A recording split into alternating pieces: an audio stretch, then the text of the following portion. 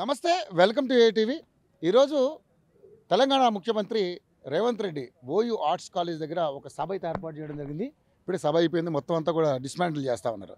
ఈ సభ దేనికోసం పెట్టారు, ఎవరి కోసం పెట్టారంటే నిరుద్యోగులందరూ కూడా ఈరోజు ఎదుర్కొనే పరిస్థితి కనిపించింది. కారణం ఏంటంటే ఓయూకు గతంలో వచ్చినప్పుడు ఎటువంటి బారికేడ్స్ లేకుండా ప్రతి ఒక్క విద్యార్థితోటిని మాట్లాడే పరిస్థితి ఉంటుందని చెప్పేసి మాటిచ్చినటువంటి ముఖ్యమంత్రి ఈరోజు బారికేడ్స్ అడ్డంగా పెట్టుకుని, అదేవిధంగా ఎక్కడైతే స్టూడెంట్స్ వాళ్ళ మీదకి ఉద్యమంగా వస్తారనే ఉద్దేశంతో మార్నింగే వాళ్ళందరినీ కూడా హౌస్ అరెస్టులు చేయడం, అదేవిధంగా వాళ్ళు అరెస్ట్ చేసి పిఎస్కు తరలించడం జరిగింది.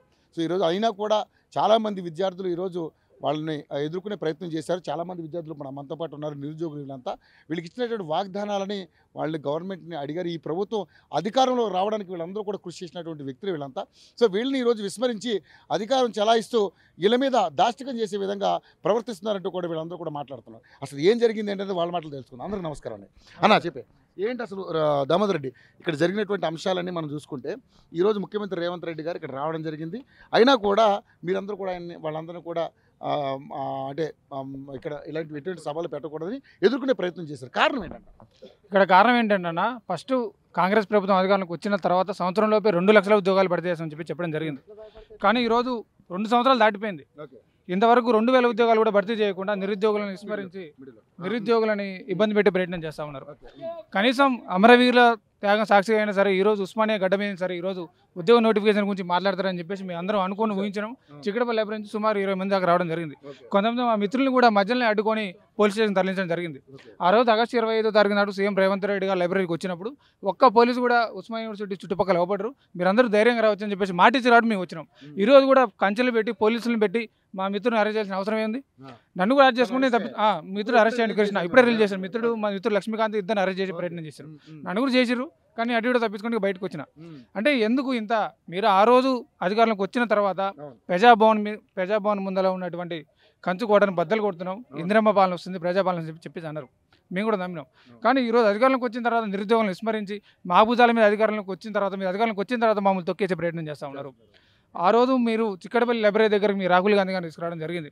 మంచిగా చిక్కడపల్లి లైబ్రరీ ముందర కూర్చోబెట్టారు, మంచి ఛాయ్ తగ్గించి పంపించారు. ఓట్లు వేసుకున్న తర్వాత మా ఉద్యోగ నోటిఫికేషన్ మాకు ఎక్కడ అని చెప్పేసి చిక్కడపల్లి లైబ్రరీ నుంచి ధర్నా చేస్తుంటే పోలీసులు వచ్చి మా నిరుద్యోగులు ఈపులు పలకొడుతున్నారు. అక్రమ కేసులు పెడతా ఉన్నారు, ఫోన్లు రేజ్ చేయడం, ఎక్కడికుంటే అక్కడికి రావడం, అంటే బెదిరించడం. ఇదా ప్రజాపాలన? మేము అడిగేది ఏంటంటే మేము కోరేదో కొత్త కోరే ఉందాం కోరికేం కాదు. ఆ రోజు మీరు హామీ ఇచ్చిన మాట ప్రకారమే మా 2 లక్షల ఉద్యోగాలు ఎక్కడ అని చెప్పేసి మేము అడుగుతూ ఉన్నాం. అంతే, మా మెయిన్ డిమాండ్ కూడా అదే. మీరు ఇచ్చిన మాట ప్రకారం ఉద్యోగ నోటిఫికేషన్లు ఇవ్వండి. మాకు మాత్రం రోడ్ల మీద రాల్సిన అవసరం ఏముంది, ఎంత చేయాల్సిన అవసరం ఏముంది?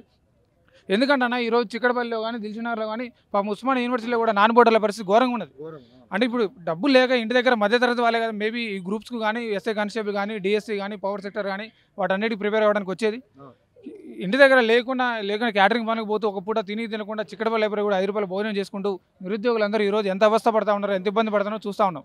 ఎందుకంటే మా కడుపు మంట ఎవరు చెప్పుకోవాలో అర్థం కాక కనీసం సరే ఎక్కడికైనా వస్తే మా నిరుద్యోగుల మొక్కలు అంటే పేలపోయిన మా మొక్కలు చూసైనా సరే ఉద్యోగ నోటిఫికేషన్ అంటే మన ఈపుగా అనుకున్నట్టు మా కడుపు చూసినా సరే ఈరోజు ఉద్యోగ నోటిఫికేషన్ గురించి ఏమైనా ప్రకటన చేస్తామని చెప్పేసి ఆశ పెట్టడం. ఇంత దూరం వచ్చినా కానీ ఏం లేదు, ఉత్తుకుంటే మొదలు పెట్టిండు, ఏం లేదు. అంటే కనీసం నిరుద్యోగం అనే మాట రాలేదు, ఉద్యోగ నోటిఫికేషన్ మాట రాలేదు, జాబ్ క్యాంటర్ మాట రాలేదు.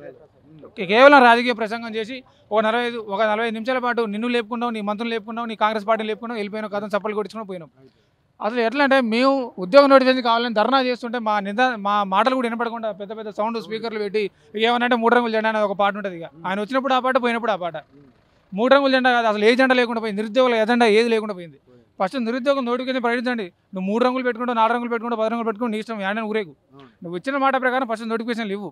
ఈరోజు ఎస్ఐ అండ్ కానిస్టేబుల్ సంబంధించిన అభ్యర్థులు కానీ, గ్రూప్స్ అభ్యర్థులు కానీ, డిఎస్సీ వాళ్ళు కానీ, పవర్ సెక్టర్ వాళ్ళు కానీ, మిగతా గురువులకు సంబంధించిన వాళ్ళు కానీ ఎంత అవస్థ పడతా ఉన్నారు, అంత అవస్థ పడతా ఉన్నారు.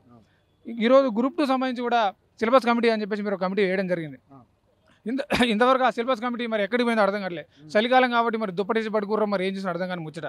మీరు సిలబస్ కమిటీ గురించి ఫస్ట్ ఉద్యోగ నోటిఫికేషన్లు అంటే మీరు సిలబస్ కమిటీ గురించి చెప్తే పిల్లలు కూడా ఫస్ట్ అర్థమవుతుంది కదా సిలబస్ ఏముంటుంది, ఏం చదువుకోవాలని చెప్పేసి కూడా.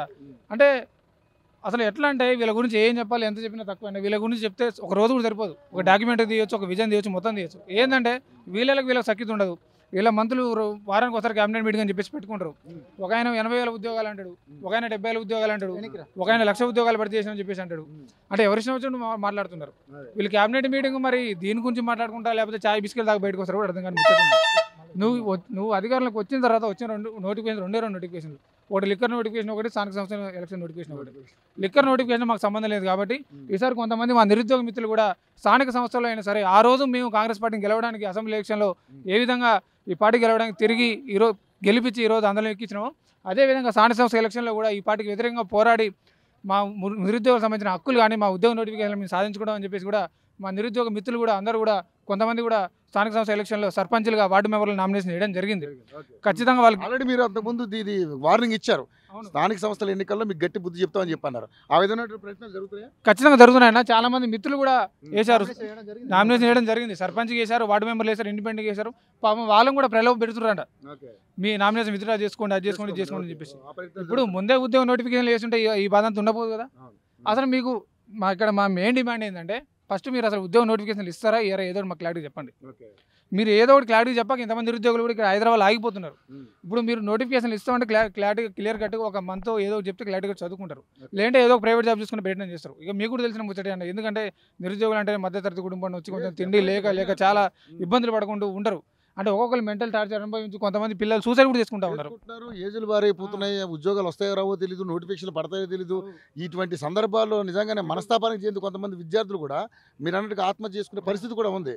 కానీ ఈసారి నేను ఇక్కడికి వచ్చిన తర్వాత నేను ఎటువంటి బారికేడ్స్ పెట్టను, విద్యార్థులందరితో కూడా నేను మాట్లాడుతున్నటువంటి వ్యక్తి ఈరోజు ఇంత ఇక్కడ పకడ్బందీగా బందోబస్తులో రావడానికి అంటే ఏంటి దీన్ని అంటే మీకు ముందుగానే అరెస్టులు చేయడం వెనకాల ఏంటి? మేము వాస్తవానికన్నా ఆ రోజు రేవంత్ రెడ్డి గారు చెప్పారు కాబట్టి సరే ఈసారి నిజం చెప్తుండేమో ఆ నమ్మకంతో మేము వచ్చినాం. సరే బారికేడ్లు ఎవరు ఉండరు, పోలీసులు ఎవరు ఉండరు, మేము కనీసం కనబడితే మా మొక్కలు చూసాను ఉద్యోగం నోటిఫికేషన్ ప్రయత్నిస్తాం అని చెప్పేసి అనుకున్నాం. కానీ అడుగున పోలీసులే ఉన్నారు. చూడవచ్చు ఇప్పుడు కూడా బారికేడ్లు అన్ని ఇప్పుడు తీసుకుపోతున్నారు, తీసుకెళ్తున్నారు సమాజ్గా. మా మిత్రులను కూడా అరెస్ట్ చేసిర్రు, చేసి వదిలిపెడతాం చెప్పేసి ఇంతసేపు ఉంచుకొని ఇంతసేపు కూర్చోబెట్టని ఇప్పుడు అది అయిపోయిన తర్వాత వదిలిపెట్టే ప్రయత్నం చేశారు. ఎందుకంటే కనీసం ఆ రోజు జాబ్ క్యాలెండర్ గురించి మీరు కనీసం మాకు రేవంత్ రెడ్డి గారి మీద నమ్మకం లేదన్న. సరే ఆయన అంటే వేరే పని నుంచి వచ్చింది కాబట్టి కనీసం డిప్యూటీ సీఎం గారి మీద కొంచెం నమ్మకం ఉన్నది.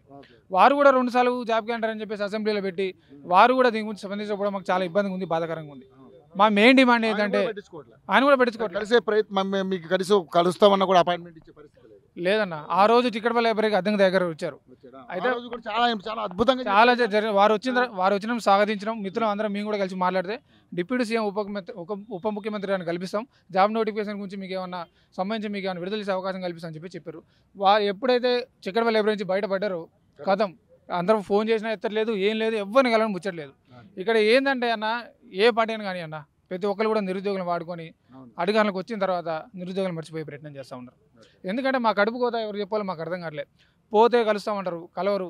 ఈరోజు బల్మూరు వెంకట్ కానీ రియాజ్ కానీ ఆకునూరు కానీ దొంగలంతా పదవులు వచ్చిన తర్వాత పెదవులు మూసుకున్నారు వీళ్ళు.